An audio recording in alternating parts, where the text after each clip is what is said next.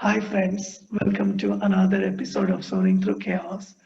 And the reason we do this is because the world has changed a lot over the last few months. So much has happened to the extent that if somebody's coughing like I just did, people worry, oh my God, thank God I'm not in the same room as you. But people worry about the smallest of things. There's so much concern about health. There's so much concern about what's happening to our loved ones, the economy, and for good reasons, because nobody can predict how things will be in the next few months. And amid all this, there's a lot of finger pointing, there's a lot of concern about somebody doing bad things to us and so on. But what I find is there are people who have been community builders, who have been supporting and helping create good in the world. And these are the people I'm talking to for the simple reason that we can learn from each other. We can learn how to be calm during these challenging times and find meaning. And it's really my pleasure to introduce you or to learn from Chow. Jeff, we met, what, almost 10 years ago? Almost 10 years ago. Remembered every detail. So please let us know how we met and what kind of work do you do. And I just want you to say anything you want to about your life and your work. So yeah, my current work, I work in the financial services industry as a financial advisor.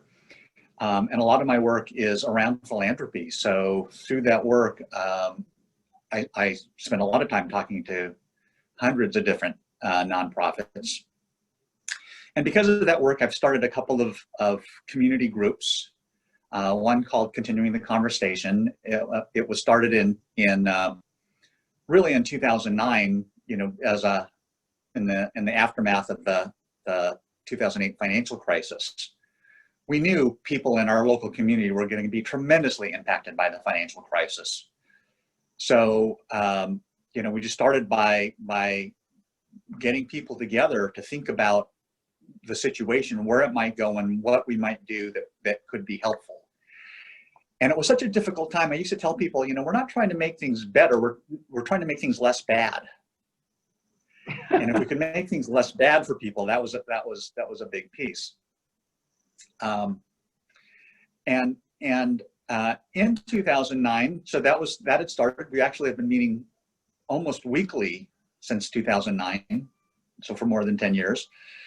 And then in late 2009, I was talking to someone, and he asked me what I did, and I said, no, I'm a financial advisor, and I work with families, and I work with a lot of nonprofits. And he said, well, I've got a nonprofit. Would you help us?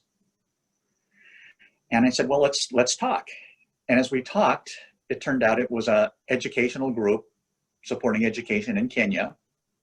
And they had some issues, and I solved one of their problems by putting them with another nonprofit.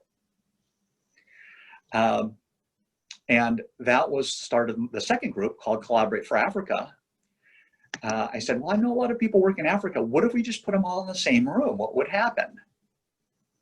And so late 2009, I spent 2 or 3 months in 2009 just calling people saying, you're interested in Africa, come to this room at this time.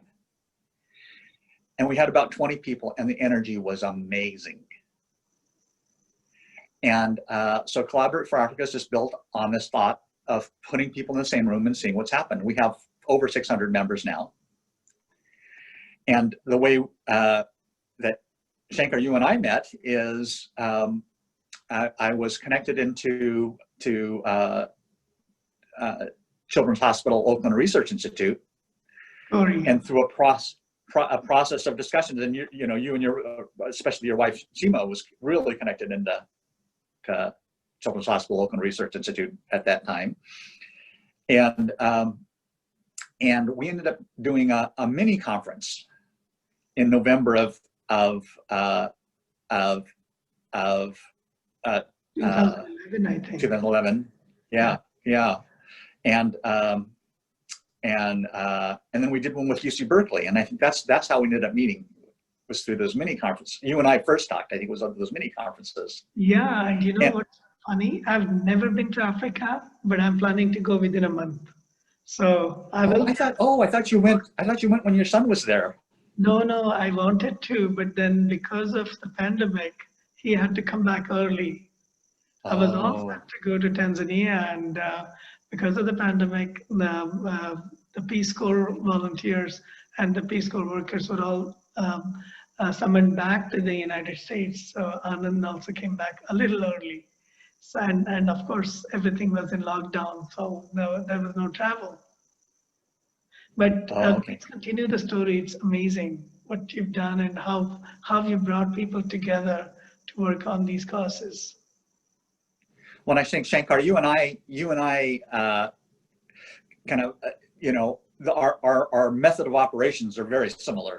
Yes. So I think, right. So I mean, I'm amazed at the number of people, the network that you've built, and the number of people that you're connected to as true friends. It's magnitudes more than I've done. Well, it's really a matter of as and when needed. People ask me how do I manage my network of friends, and the truth is I don't. When people need my help, they find me. When I need their help, I find them, and then we support each other. Right now job loss is a big thing, so helping people find meaningful work is easier done with LinkedIn and other social media. So I help them. I say, okay, I have my network, but you need to find what you're looking for.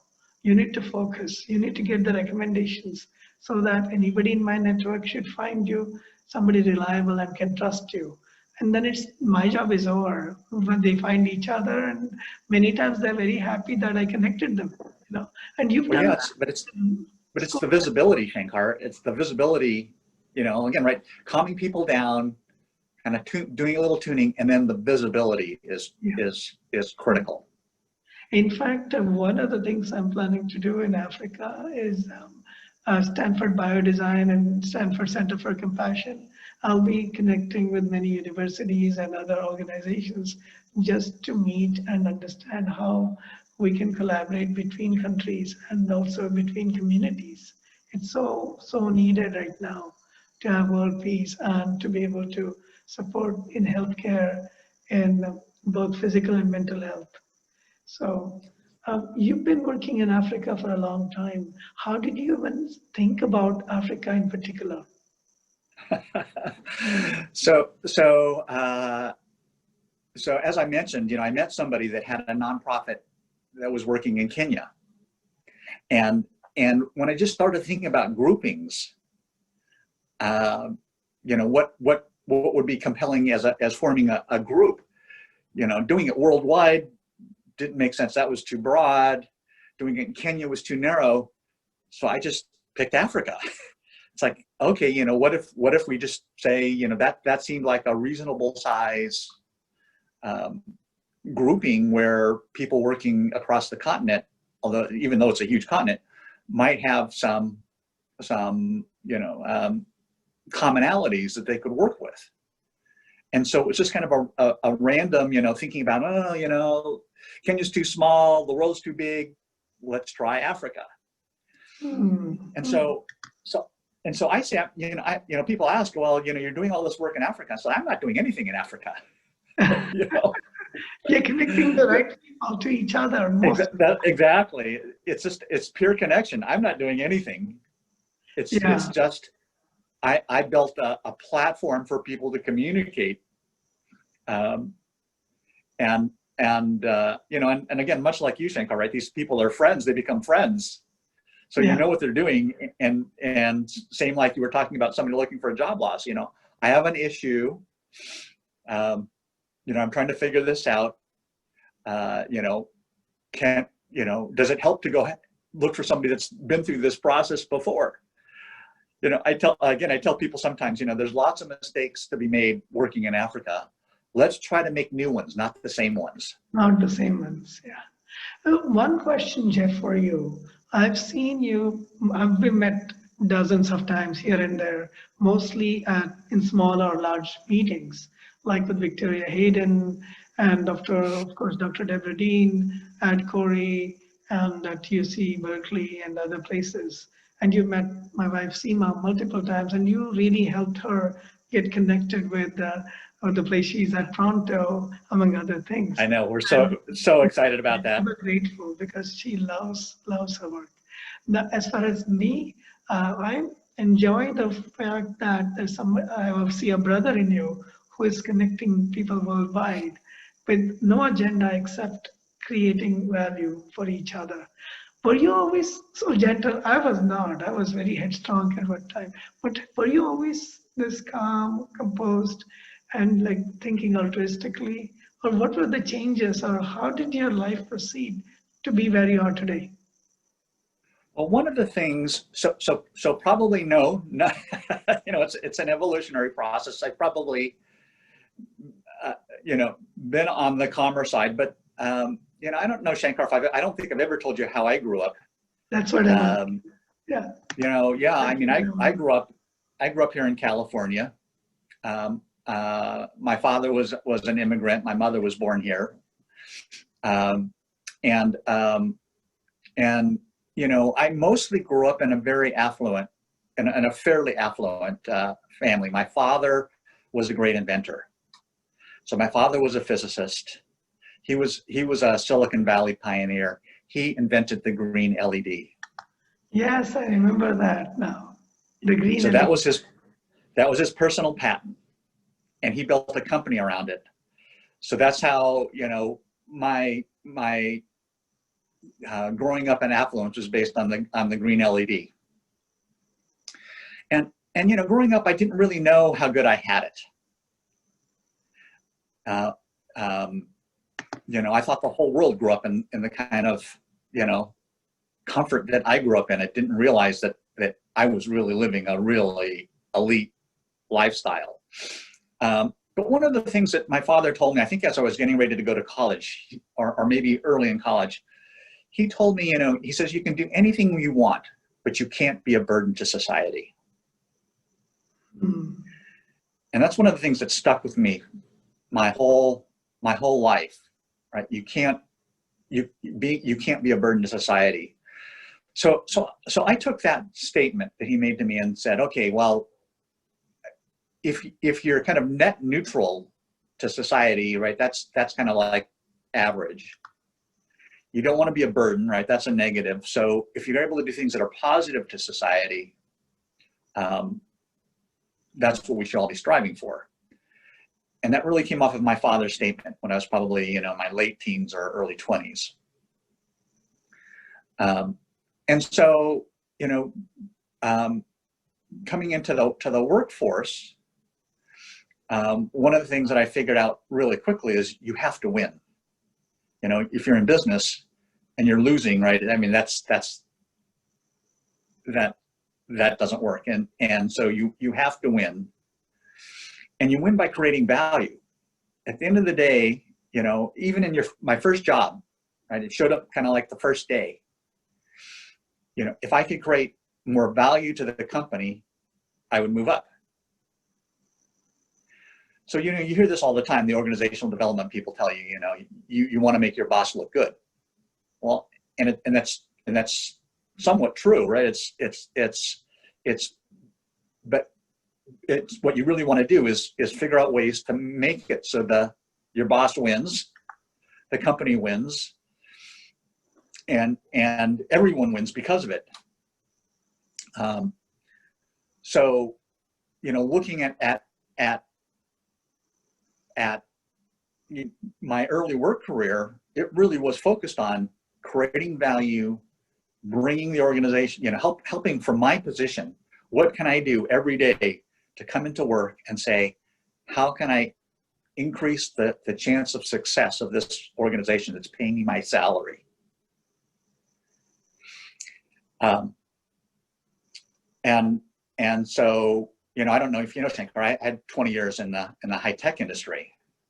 And a lot of that. I did not know that. I did not know that. I thought you were always in the financial industry. No. So I was 20 years.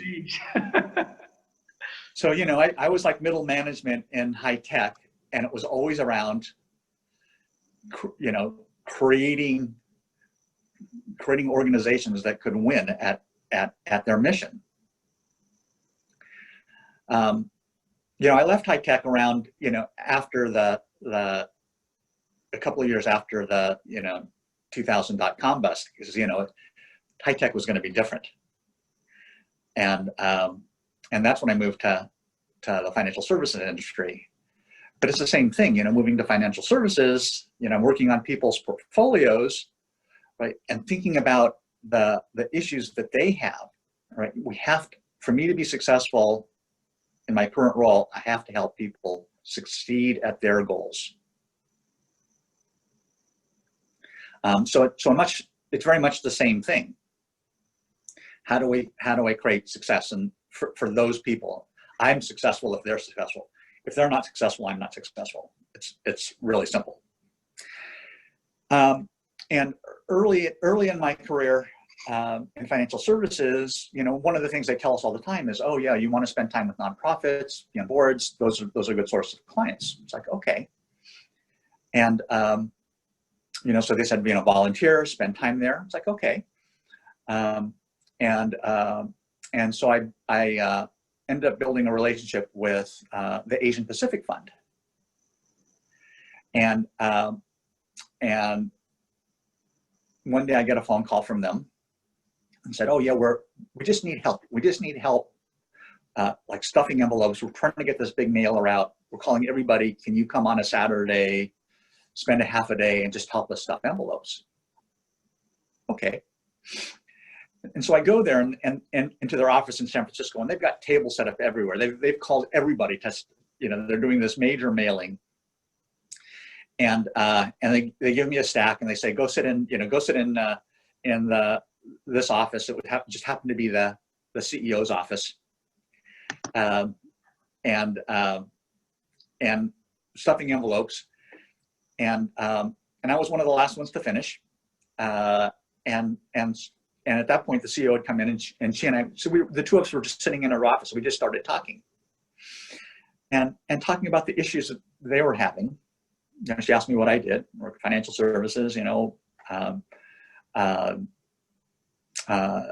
was talking about some of their fundraising pieces, and she talked about, some of their different philanthropic tools, and specifically, she talked about these donor dinners that they had. And donor dinners were where they would entertain, a few of their top donors. And I told her, I can help you with that. Well, in reality, I never helped her with that, but I helped other organizations do something similar. But the idea came from them. And I just started, it just started this whole process of me thinking about, sitting where I am in the financial services industries, what can I do that would create value for a nonprofit? And what I came across is working, it's like how they work with their donors. As a financial planner, I look at philanthropy as a financial goal.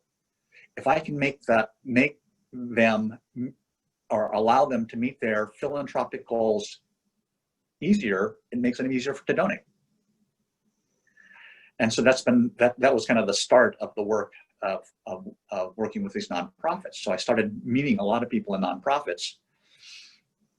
And that was like the foundation of continuing the conversation and Collaborate for Africa, is because I had all these connections in the nonprofit space. But every day it was about delivering value. If you can't deliver value, why would anybody deal with you? You know what I find interesting, Jeff? Delivering value often in the context of corporations or in the context of businesses is all about profit and numbers and all that. What I see different about you, Jeff, is you're not only about numbers. Numbers is what you deal with as a profession. But what I see, the big-heartedness I see in you is that you are really delivering value by bringing people together and helping them align on goals that are much larger than what individually their organizations or what they're doing. For example, like Seema wanted to work in the nonprofit industry, in global health. And she was already doing her first major project with Dr. Deborah Dean at Corey, the Children's Hospital of Oakland Research Institute. But you saw that she wanted to do this almost full time and not just as a volunteer thing. And you were able to bring her to collaborate for Africa. And in the process, she meets with what's her name, Dillis, and a whole bunch of other people, Hannah. And before you know it, she's in India working full time with them and doing amazing things. But it's not an isolated incident. What I see, Jeff, is you're not just making numbers work. You're making people do things with each other. How did you end up doing that? Well, again, right, you can't just drive the numbers by trying to drive numbers, right? You have to do the groundwork, and a lot of this is the groundwork. I've had clients tell me, we're with you because we see that the way you work with these nonprofits and trying to create value. That's what we're looking for, right? We're not looking for somebody that's going to be focused just on our numbers and their numbers. That's important, but it's like you've got to. It's the kind of the method of operation. We want to see the method of operation underneath it, and that's a big part of the process. So yeah, with Seema, she's an absolute success story. It's like you were saying, Shankar. All I did was create the kind of the environment, and even the environment I created. We were talking about this when I saw her last week. We were talking about this. The environment I created was not the environment that ended up working out. She's gone to Africa a few times, with Nepal and all that. But right now it's 100% in India or 99% in India. And it's the joy to see her every day get up and say, I'm making a difference in Bihar. And again, it's so funny because and again, Seema and I were just talking about this last week. I took her to a meeting that was put on by PATH because I wanted her to meet Steph Bertozzi, who was the dean of the School of Public Health at Berkeley at the time, and who's married to Dillis. Right? Oh, Stefano. It was so funny. I was taking her to meet Steph. I had written Steph a couple of paragraphs about Seema's bio and that she was coming, and at this event there were a couple of booths set up. I didn't even know how she'd gotten connected to Dillis at this meeting. I just know suddenly that she's connected to Dillis. Yes, Seema said that there were booth setups, and Dillis's Pronto project had a booth set up, and I think she said she met Hannah. Hannah was the one. And they started chatting, and Hannah's like, "No, Dillis is coming. You got to meet Dillis." So Hannah was the one that made sure she met Dillis. And by time I took Seema to introduce her to Steph, right? She was already locked in with Dillis, and so that was, again, it was just she was in the right environment. I just took her to the right environment, and she did the work herself. Yeah, and that's the magic I've seen you do again and again, Jeff. Just bringing the right people together in a cohesive way with the focus. Given that we're in the midst of this crazy pandemic and things seem to be broken at multiple levels, not just healthcare, but economically also, and there are so many things, and we had to go into some kind of a lockdown, some kind of this thing. Where do you see us going? How are you able to create value during these exceptionally challenging situations? Well, it's actually, it's really difficult, and I have lots of concerns, and I mentioned this to you earlier, Shankar. I'm worried about the education of students, and especially in the low-income communities. With the lockdown, schools got locked down, and in wealthy communities, they've got parents at home that can help them with their education. They've got computers, they've got internet access, right? it's difficult for them. It's difficult for everybody, difficult for them, but they'll tend to be okay. In our low-income communities, number one, they're not living in large places. They might be living in garages and sheds, and I'm not making that up. I actually got that. I was meeting yesterday with people from the East Palo Alto Academy. So as you know, East Palo Alto is the low-income part of the peninsula, or a low-income community in the peninsula. And the East Palo Alto Academy is a charter school in East Palo Alto focused on getting especially low-income students prepared for college and into college. They've had a tremendous success rate doing this.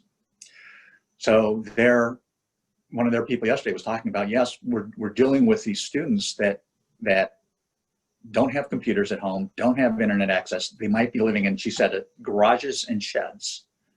They're not, spacious homes like the well-to-do of Silicon Valley is used to.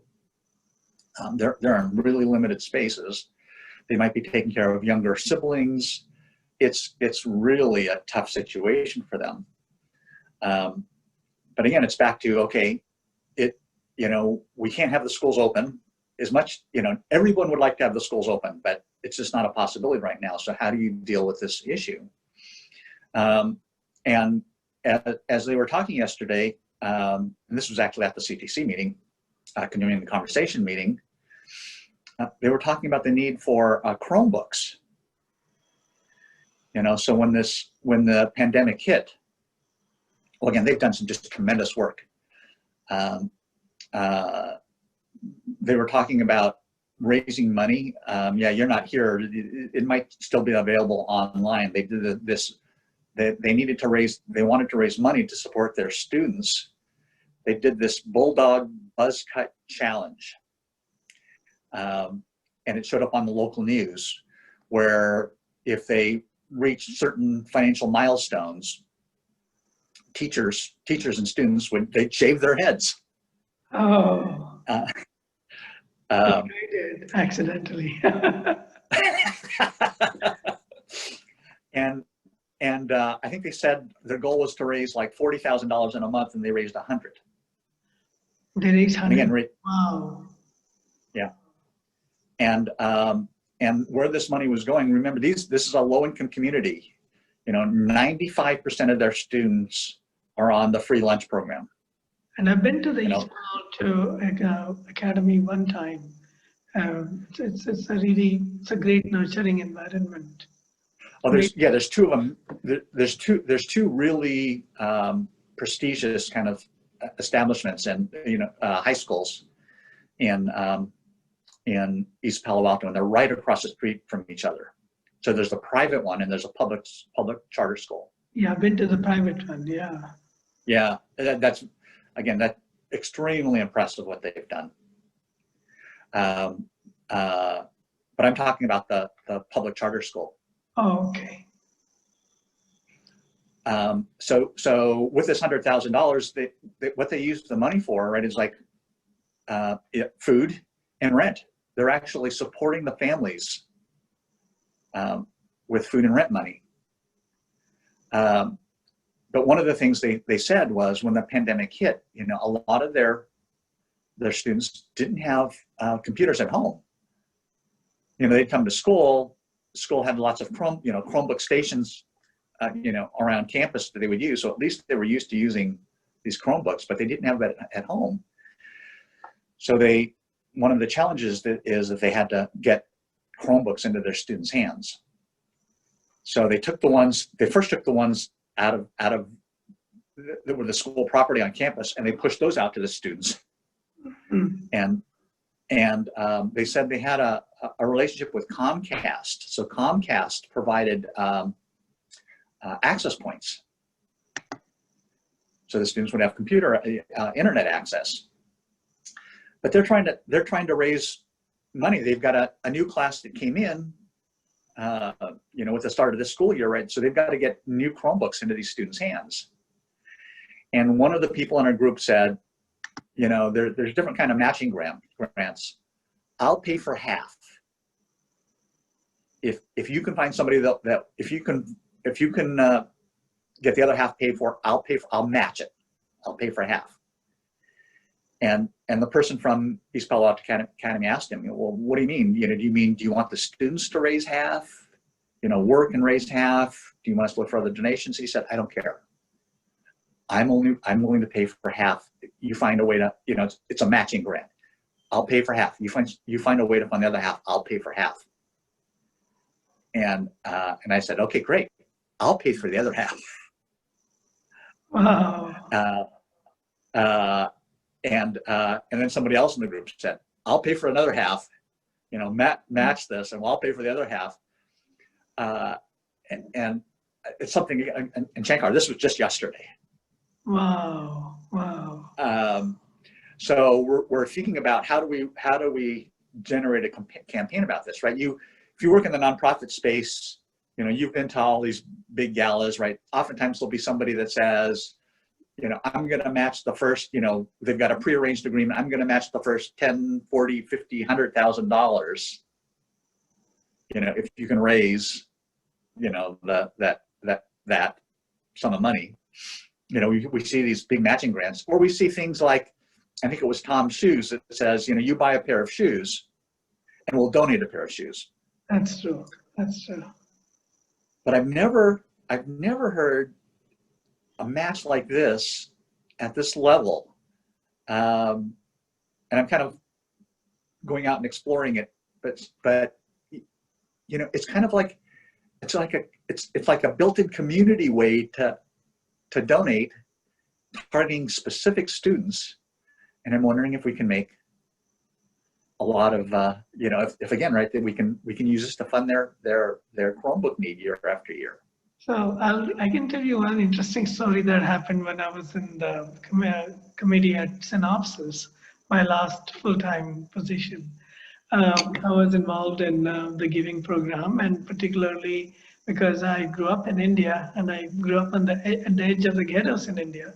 They knew that I knew about the nature of the needs a little more. So we were raising money for, again, children of like laborers in Bangalore, or the outskirts of Bangalore. And so one executive VP said, I will pay 50%, provided people, you know, the employees can contribute another 50%. So this was a Synopsys initiative to support Parikrama, one of the NGOs. And I pointed out to that executive, for each, if the individual engineers and others contributed like up to, I think there was a matching grant Synopsys had. So he put in like $10,000. The employees cumulatively gave 10,000. Synopsys puts in another 10,000. So we ended up with 30. So what you're saying was like half plus half plus half, and you have much more than what you wanted. And that was one single fundraiser supported several years of the project. So, I mean, it's a happy problem to have. It's a very, very great solution. And I still remember, because all we had to do was the math, and somebody in the meeting said, hey, half plus half, and then the company will match. So, so yeah, these are really positive things that happen. Not always, it's not that simple, but my job is to kind of alert to, yeah. Well, I think this person, Frank, when he brought this up yesterday, you know, what he was looking for was commitment. That's it. Right. Right. He didn't want to completely fund it and then and have no commitment. That's why he was saying, I'll do half. And you know, I think again, it was just a tremendous idea. You know, and like you say, Shankar, we've seen matches at, you know, like $10,000 levels. I'm not quite sure what the cost of the Chromebooks they're using at East Palo Alto Academy is, but it's we're probably more like in the $100 range, right? It's like, here's a way that people could match, you know, a large number of people. If we can reach a large number of people that could do a match, that they might not have been able to do before. And I wonder, because Facebook has huge offices in the local area, and Google does too, and Google loves Chromebook. Has anybody approached Google and Facebook and others? Because I mean, you never know until you approach how many things can happen. And I'm not saying that they're always doing it purely out of generosity, but it's Chromebook is something that Google loves because of good reasons. Yep, For business absolutely. reasons. But it can change the way the whole fundraising goes. We've done something similar when I was I was the president of the PTA in Cupertino. And of course, I approached Apple and HP in those days. This was before Apple, right. Before the whole campus. It was big. Yeah. But again, magic started happening once the individuals got involved, and then they went to their employers, local employers, and look at the benefit. You're not only keeping the employee happy, but you're keeping the local school happy, and together the happy families are coming to work. Well, and so Shankar, this idea just came up yesterday. So, I mean, it's like, so we're right yesterday morning. So we're right at 24 hours, right? With this idea, the idea has been live for 24 hours. Yeah. It was a question about, same idea about you about, can we find a way to approach Google and Facebook and the other big tech companies, and especially with a high school where students or teachers are they're amazingly motivated. Yeah. But again, right, 24 hours. We haven't been able to do it in 24 hours, Shankar. So Jeff, I mean, again, I find that really encouraging that even during these difficult times, that you are out there, and I'm on your mailing list. So I see every message every week. The weekly meetings are continuing forward. They were always online, but there was always an online angle to it. But now it's gone entirely virtual, right? Or mostly virtual. Yeah, Zoom based. Yeah. Zoom based, exactly. I probably should start participating because the work that's going on is so really nice. It's just the timing that I have to stay up at night to be on your meetings, but I'll try. At least I'll come to a couple of. And it's hard to say. Like yesterday's meeting, it was going on. I mean, it was interesting, right? Hearing about how East Palo Alto Academy had dealt with the pandemic. And again, I think they're in a really unique position. Typically in a typical year, I mean, again, remember, Shankar, 95% of their students are on the free lunch program, right? They're coming from families that qualified for this free lunch program. And their typical year, this last academic year was not typical because of the pandemic. Their graduation rate for kids coming out of this low-income community is 95 to 100%. Wow. Right. That's staggering, right? It's like, I don't know what the graduation rate is in like the Cupertino High School District, but it's certainly not above 100%. Yeah, exactly. That's the point. I mean, that's really, really remarkable. It's remarkable. That's again going way beyond expectations to a large extent, which is great. We need these kinds of role models among schools. And this is even in this is a public school. It's part of the public, the Sequoia Union High School District. And I went to high school in that same school district. You did? Wow. Yes. Yeah, a few years difference. but yeah, out of my high school district, the low income part of the community in my high school district, they've got a charter school that's graduating, consistently in the 95 to 100% of their students. It's amazing. Totally amazing. Yeah. So do you have any suggestions for people going through these challenging times on how they can use their time wisely? Because their time and their energy, one of the things I find is so many people, and I have many, many friends who either have lost their jobs or are worried about comorbidity and things like that, that it just derails the way people are able to function, you know. But what I've noticed is you continue to meet people. You continue to meet people, understand the challenges, whether it's in education or in healthcare or in other sectors. So maybe you can give examples in which people who have lost even their basic livelihood in some cases, how they've been able to manage. I mean, it's easy to advise people to be calm, not so easy to when people are losing their means of livelihood, for example. So what do you suggest, Jeff? Well, it's really not any different than before. It's just harder now. There are more, external forces that just make it harder. But the path to kind of being successful, they're actually the same. If you look at my family, for instance, to be at least economically successful in our society, it really does come down to how you position yourself into your career. And I look at my family because I'm half Chinese and half Japanese. So the Japanese side of my family, my mother's side of the family, they went through the internment camps during World War II.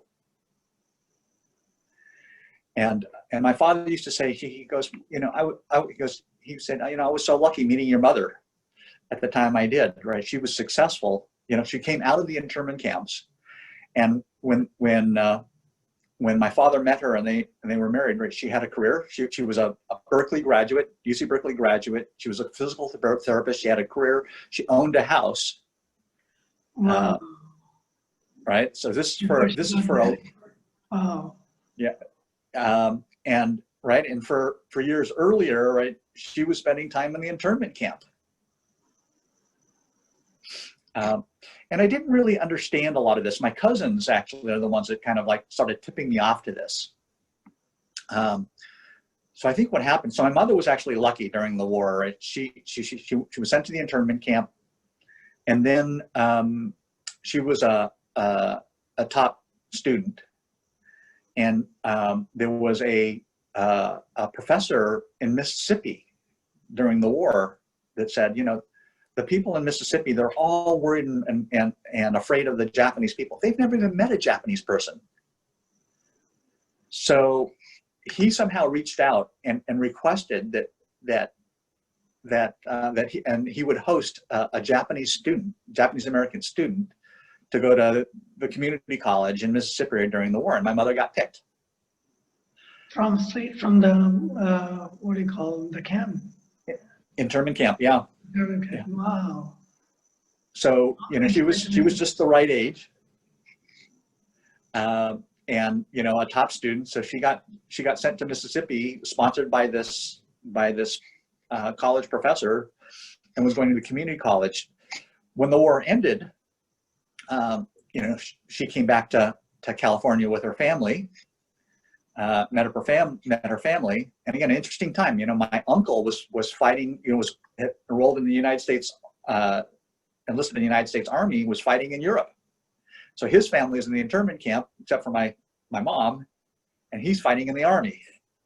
That's crazy! Oh my God! So he was fighting for the United States, whereas his family was put in the camp because of their Japanese. Wow! Interesting. So they come back to California, and my mother, again, right, she was the top student and she was just the right age. So I think the family really worked hard to get her through the university, to get her through Berkeley. It's interesting too. My cousin, I'm not sure if you've met her or not, Shankar, you might have met her, right? She's a retired MD.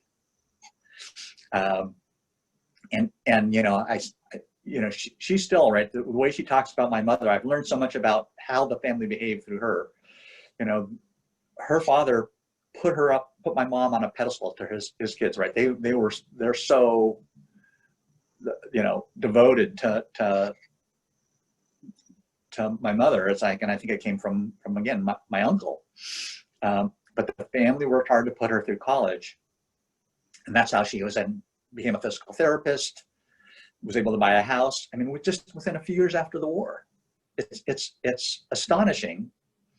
And then my uncle, according to my cousin, turned around and applied the same work ethic to his kids.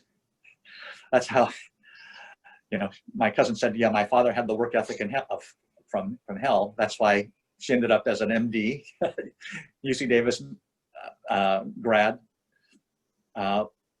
One cousin was a Berkeley administrator for her entire career, and one is the head of a center at Cal State LA. But it's again that work ethic, that focus on education and the work ethic. We see over and over and over again, that's the thing that's the most likely chance of putting somebody into a economically good position, right? It's work hard, focus on the education. There was an article published by, or a study published by UC researchers. The article just came out earlier this week that said, we see this strong correlation between basically career and the inequality, and it's like we know this, and they said it's been happening since the about 1980. We know this, right? It's like the way, or I should say automation. There's automation and inequality. As automation has increased, inequality has increased. Yeah, it makes the gap between the haves and the have-nots is significantly higher now. Anybody who is, and so we know, yeah, well, we know, right? What automation has provided businesses is a situation where they just don't need as many workers, and so we look at it was the WhatsApp acquisition when Facebook bought WhatsApp for, I think it was $5 billion, and there were 55 employees. Yeah. Right? They didn't need anybody doing any physical work. That's true. And automation is just that's many of them were probably under 30, most of them. Yeah. Right. They just did. Yeah. So maybe at WhatsApp before the acquisition, 55 people. Maybe there was one person that knew how to use a screwdriver. Of course, I'm joking. Yeah, one of my friends, actually, her husband was there, and she used to work with me. And now she's supporting like 75 companies, both as an angel investor coach and all that. So yeah, this wealth creation process has actually led to abundance in many different ways. It's not just the money, but to be able to support entrepreneurship, to be able to support different causes, social entrepreneurs in various parts of the world, not just in the US. Many of the employees of that company, WhatsApp, were in Israel. So they have contributed to US, the United States, Asia, and many other parts of the world as well. So again, the reason I emphasize that, a lot of times when we talk about capitalism, we see capitalism as against progress. So you have been in the financial markets, in financial companies for a while. How do you see the interplay between capitalism and capitalism with a heart, so that everybody can go ahead, rather than just the gap between the haves and the have-nots seems to be increasing, but there is a way in which it can decrease. Where do you see that going? Well, again, I look at this as what most people, when they talk about inequality, they're looking at the wrong side of the balance sheet. Right? They're looking at these billionaires saying we shouldn't have these billionaires. I look at it differently and say, well, the problem isn't the people that are being highly successful. The problem is down here. I want these people down here to be billionaires. how do we get these people to be more successful? And it comes back to East Palo Alto Academy, right? It's education. You got to have, you can't be in that top tier without the education. And in fact, what you're saying resonates with me so strongly. In India, one of the things I've noticed, and this is probably true of many other countries, when people don't have enough sufficient in the bottom, when they don't have enough basic resources, healthcare also suffers. And Yep. we have these epidemics. Right now, in many countries, malaria, dengue, chikungunya are worse than COVID-19. COVID-19 has affected largely many parts of the world, but there are other diseases for which we have medicines, but what is needed is just basic clean water, basic clean hygiene and sewage and all that. We've talked about that just before we Right. got into this meeting. But something needs to be done to be able to make it feasible for people to work together.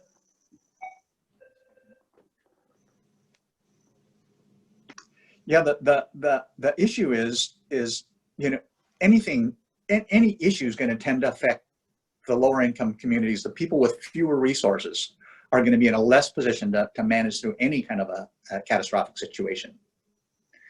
You're right with malaria, dengue, chikungunya, COVID. Right? We see the news here reporting on this all the time. Right? It's affecting the Black and brown communities, the communities of color more, which I wish the news would report it that way. It's affecting. I wish they would. It's really affecting the communities of less income more. Yeah, it's not a racial thing. It is economic for sure, and there is a racial correlation. Yes. Yeah, yeah. But the critical thing is the economics. With COVID, right? It's like it's people living. It's like the people from East Palo Alto Academy were saying. Their students are living in sheds in garages. And there might be multiple families in the garage, right? It's like they're not living in these spacious, socially distanced spaces. They're living in these tight spaces. Their issues are much more basic than ours, right? They're worried, those parents and those kids, right? They're worried about how they're going to put food on the table tonight. True. And whether they're going to have housing next month, right? They're in a completely different situation. So that their decision to go out and work and bring money in today, right? It's very different than I'm faced with. True. And of course, going out and working and being around people, right? Of course, then they get hit harder with the COVID virus. Yeah, it's a cascading effect, and Okay. no simple solution. But the solution really is, it's back to if you look at you've got to be on the other side of the separation of inequality, right? You don't want to be on the lower side, you want to be on the upper side, and the basic needs to be in that upper side. It's still education, and so watching the discussions in our society at this point in time, again, I don't see education enough being highlighted as the problem, right? We've got people, certainly with issues, they're valid issues. I'm not trying to belittle that, but if a generation from now, those kids in the low income communities that are separated from their teachers and haven't talked to their teachers since March, right? They're going to be the low income people of the future. They're just, the dropout rates will go up in those communities, and again, we have all the same challenges then. Well, same challenges. Yeah, I mean, it makes me feel heavy when I think about all the challenges. But I know for a fact it's people like you who are bringing together these communities, thinking about really, painstakingly thinking about what can be done and collaborating with not just doing it out of sympathy, but out of compassion and out of caring and saying, how can we together solve these problems? I'm so Well, grateful that and you're. almost, yeah, and Shankar, it's interesting too, right? You can do it out of compassion and sympathy. That's great, but you can also do it out of selfishness. Yeah, expanding the definition of self to include others. No, I mean literally selfishness, like the worst possible selfishness. You know, the wealthy, the upper echelon of our community should be most concerned about this, right? We as in the upper part of this, we have a lot at stake here. True, true. And right, this as the separation as it gets worse and worse, it's not good for us either. It's not good for anybody. True. It's not good for anybody. I always tell people that the poor are afraid of their poverty and the lack of resources. The rich are afraid of the richness. How do you maintain it? Singles are lonely and are like upset that they're single and they can't mix. People who have families are afraid, oh my God, I have to deal with the family. So again, no matter where we are in this order, the challenges are there. It's not like the rich have it easy. They have to find ways to make the economy feasible, that schools and healthcare systems, everything function, and the economy continues in a way that is conducive to growth. We cannot go into stagflation, for example, or into a depression. Yeah, well, again, and it's interesting you bring that up, Shankar, is because as we come out of this, as we're trying to maintain in this pandemic shutdown period, and as we emerge, we're going to desperately need the growth, right, to recover. It's going to be interesting to see how our society reacts to that. There's been the no growth proponents for a long time. True. And right now, what we are seeing in India is a 15% reduction, which is, forget about growth, we're talking about contraction. And contraction. Right? That's going to be true in many parts of the world. Well, and again, we know this, right? We know that, the critical thing for people are their jobs. Can they, it's back to my father, can you not be a burden to society, right? And the way economically we do that is we've got to be able to earn income. We don't want to be given income. We want to earn income. And so the way we earn income is, right, we've got to have the jobs. And without the growth, the jobs aren't created. Well, Jeff, it's been wonderful talking to you. And most of all, I appreciate the fact that you're very realistic. You're not pretending like there's no issue. Let's just do some rah-rah. But realistically looking at the problem in the eye and saying, yes, we have things to do and let's work on it together because it affects every single person. It's not just the problem of those who are desperate right now, but it will affect everybody. From the worker to the president, and it is affecting at every level. It will affect even the outcome of the election, how much people are hurting. So, yeah, it's not just a problem of certain segments of society. But again, I appreciate that you, among others, are bringing community together during these challenging times so that we can collaboratively work on these problems and not just worry about it and criticize or, say what's wrong with the community, but what is right with it and how can we make it better. Yeah. Well, thank you for having me, Shankar. I'm honored to.